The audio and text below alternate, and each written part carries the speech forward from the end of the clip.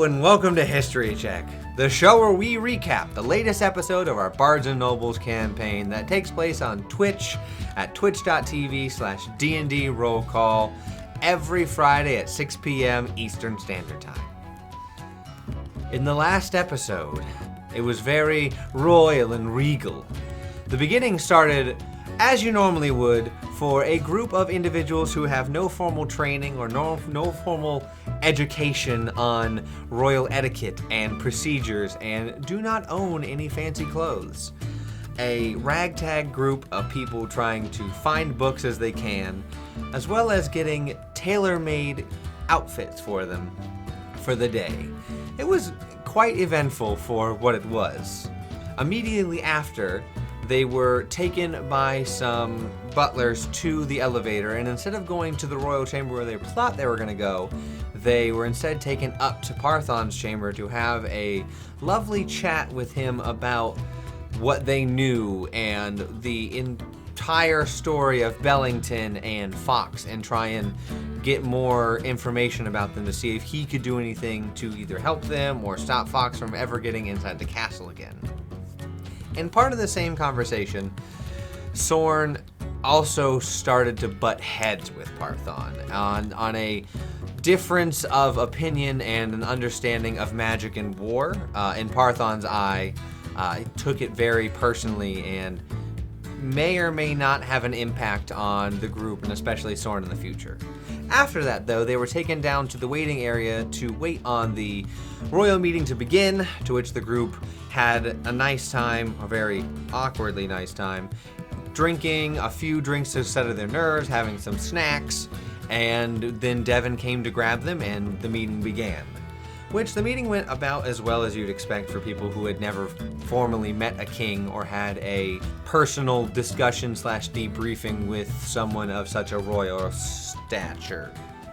They were told, though, in the beginning that any information, although the king was thankful for their involvement with Yangu and the dealing of Yangu, information about Yangu is to be silenced in the public. They should not bring him up. They should not talk about any sort of threat of the demons in order to maintain the stability of the entire country.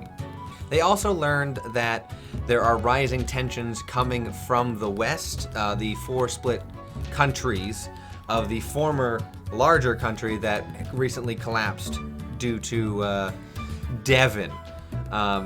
They also talked about the implications of Sorn being an emissary to the Goliaths to try and create a connection with them and more bring them into the collective of the country and maybe bridge the gap between the Goliaths' more wild, nomadic nature and the institution of the crown.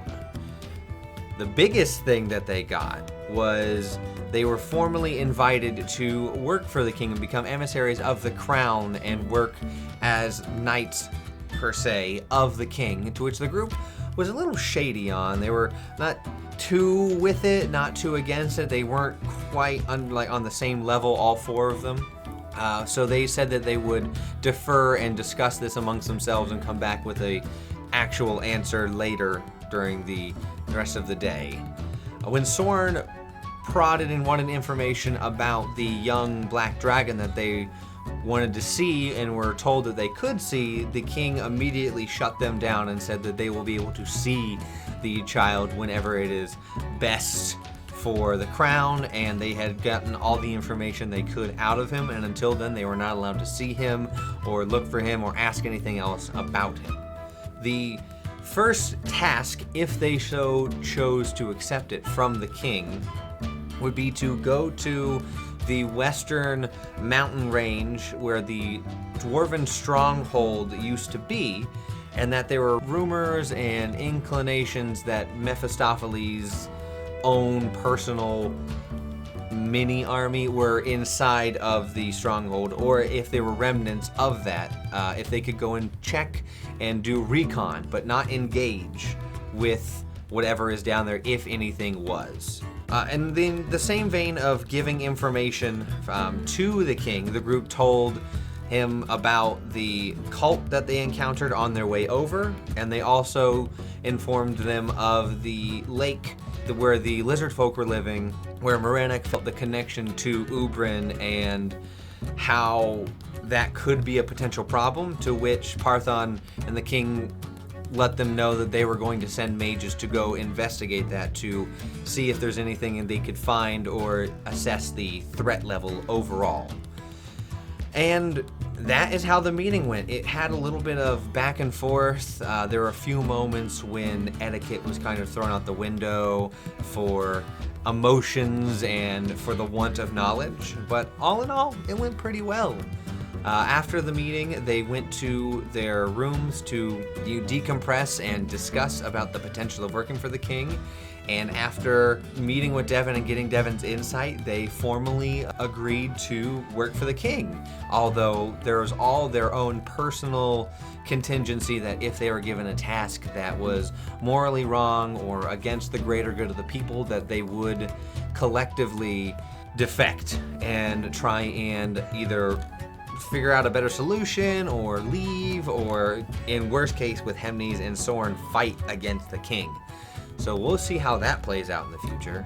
And later in the evening they were invited to the formal dinner, to which there were some funny moments of talking about the king and Soren's love for children and which fork is the right fork to use. And the night kind of ended a little more awkwardly for Soren than he probably would have liked. A young duchess had her eye on him and spent the evening with him, and when things became a little more serious back in Soren's room, he informed the young duchess that he was spoken for and did not mean to give her the wrong impression, to which she understood and quietly left. Let's hope that doesn't come back to affect them in some way. Who knows? Depends on where they go.